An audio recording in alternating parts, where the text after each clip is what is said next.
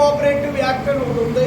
దాన్ని మీకు ఎవరైతే ఎంప్లాయీస్ షూరిటీ ఇచ్చారో ఆ ఎంప్లాయీస్ దగ్గర నుంచి రికవరీ చేసుకోవడం జరుగుతుంది. కాబట్టి దయచేసి అన్నిగా భావించొద్దు. ఎస్సీ లబ్ధిదారులందరూ కూడా ఈ సదావకాశాన్ని వినియోగించవలసిందిగా మరి కోరుకుంటూ, మరి కూటమి ప్రభుత్వానికి మరి ఇలాంటి నిర్ణయం తీసుకున్నటువంటి కూటమి ప్రభుత్వానికి కృతజ్ఞతలు తెలియజేస్తూ సెలవు తీసుకున్నాం సార్. అంటే కూటమి ప్రభుత్వం వచ్చి ఇంకో 2-3 నెలలు అయితే 2 ఏళ్ళు గడిచిపోతుంది.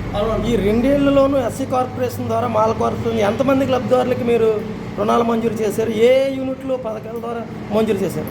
బ్రదర్, ఇప్పుడు మాకు బోర్డ్ ఆఫ్ డైరెక్టర్ బాడీ ఏర్పడిన తర్వాత మేము తీసుకున్న నిర్ణయం ఏంటి అంటే, మొదట ఎస్సీ కార్పొరేషన్కి నిధులు రిలీజ్ చేయండి. నిధులు రిలీజ్ చేసిన తర్వాత అప్పుడు మనం ముందుకు వెళ్దామని చెప్పగానే లాస్ట్ ఇయర్ అయితే కనుక ఒక నోటిఫికేషన్ ఇవ్వడం జరిగింది. ఆ నోటిఫికేషన్ అనివార్య కారణాల వల్ల ఆపేసి ఆ అమౌంట్నే మళ్ళీ దేనికో అడ్జస్ట్మెంట్ చేశారు. అందాక ఆఫ్ చేస్తామని చెప్పేసి ఆఫ్ చేశారు. ఎస్సీ కార్పొరేషన్ ఒకటే కాదండి, టోటల్ బీసీ కార్పొరేషన్ రుణాలు కూడా మరి ప్రభుత్వం ఆఫ్ చేయడం జరిగింది.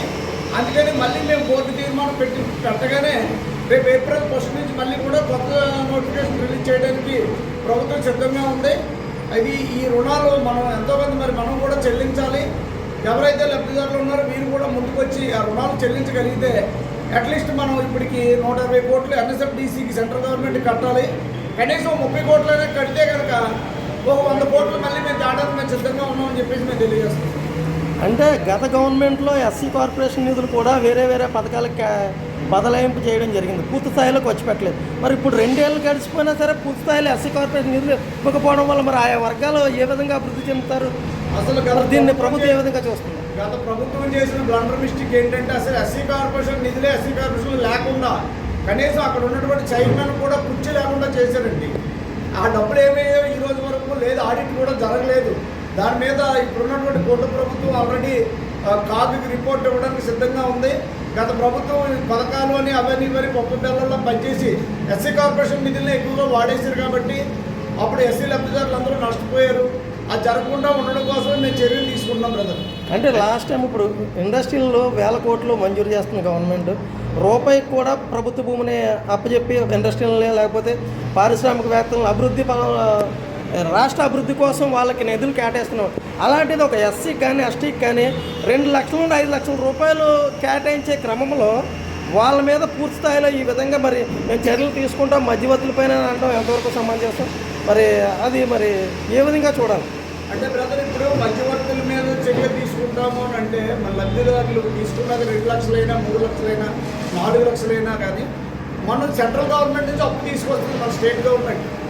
ఏదో మన ఎస్సీ లబ్ధిదారులు ప్రతి ఇంట్లోని ఎంటర్ప్రైనర్ ఉండాలి కాబట్టి ప్రభుత్వం ఈ నిర్ణయం తీసుకొని ప్రతి ఒక్కరిని ఈ యొక్క వ్యాపారంలో ముందుకు తోసి వెళ్ళేలాగా, చిరు వ్యాపారం చేసుకునేలాగా, చదువుకున్న పిల్లలు ఎవరైతే ఉన్నారో వాళ్ళకి స్వయం ఉపాధి, నిరుద్యోగులు ఎవరైతే ఉన్నారో వాళ్ళకి స్వయం ఉపాధి ఇవ్వడం కోసమనే చేయూతగా ఇస్తుంది తప్ప కానీ ఈ డబ్బులు ఏదో ఇండస్ట్రీలు పెట్టేసుకోవడానికనో లేకపోతే పెద్ద పెద్ద వీళ్ళు కంపెనీలు పెట్టేయడానికని ఈ డబ్బులు అయితే సరిపో బ్రదర్.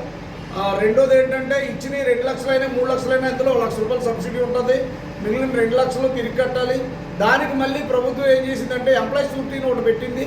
మరి మనం చెల్లించలేనప్పుడు ఎంప్లాయీ మీదే రికవరీకి వెళ్ళక తప్పదు. ఎందుకంటే ప్రతి డిపార్ట్మెంట్లోని ప్రతి అప్పుకి కూడా ఇన్కోఆపరేటివ్ యాక్ట్ లేదా ఆర్ఆర్ యాక్ట్ అని 2 యాక్ట్లు ఉంటాయి. ఆ యాక్ట్లు మరి వాళ్ళు ఉపయోగించుకోకుండా మనం చూసుకోవాలి. వన్స్ మనం ఎవరైనా ఇప్పుడు మొండి బకాయిదారుడు ఎవరైనా ఉంటే అతనికి ఎంప్లాయీస్ షూరిటీ ఇచ్చిన ఎంప్లాయీ మీదకి వెళ్ళేమని అంటే రేపొద్దున ఇంకో లబ్ధిదారుడికి మరి షూరిటీ ఇవ్వడం జరగదండి. అలాంటప్పుడు కూడా ఎస్సీలు బాగా నష్టపోవడం జరుగుతుంది. కాబట్టి నేను చెప్పేది ఏంటంటే, ప్రతి ఒక్కరు రిక్వెస్ట్ చేస్తాను, లబ్ధిదారులు ఎవరైతే ఉన్నారో మీరు జెన్యూన్గా మీ యొక్క అమౌంట్ని తిరిగి చెల్లించండి. ఇంకో విషయం అండి, దీంట్లో ఇంకొక జీవో నెంబర్ 319లో ఇంకోటి పొందుపరిచారు. ఎవరైతే అమౌంట్ పూర్తిగా కట్టలేరో వాళ్ళు 1 టైం సెటిల్మెంట్ ఓటీఎస్ అనేది ఒక పథకం తీసుకొచ్చారు. దాంట్లో మళ్ళీ కూడా మీకు అసల్లో కొంత అమౌంట్ ఈడీ గారి దగ్గర లేదా మళ్ళీ డైరెక్టర్లను కూర్చోబెడితే కనుక మీకు ఎంతోమంది అమౌంట్ తగ్గించి పూర్తిగా దాన్ని క్లోజ్ చేయడం జరుగుతుంది. ఈ సదవకాశాన్ని కూడా ఉపయోగించుకోమని చెప్తున్నారు. అంటే గవర్నమెంట్ పూర్తిస్థాయిలో ఈ లోన్స్ ఎస్సీ కార్పొరేషన్ లోన్స్ ఇచ్చే పరిస్థితి ఎప్పుడులాగా ఉంటుంది? మీకు ఏప్రిల్ 1 వీక్లోనే పూర్తి స్థాయిలో ఎన్ఎస్ఎఫ్డిసి, ఎన్ఎస్కేఎఫ్డిసి మళ్ళీ రీనోటిఫికేషన్ వస్తుంది.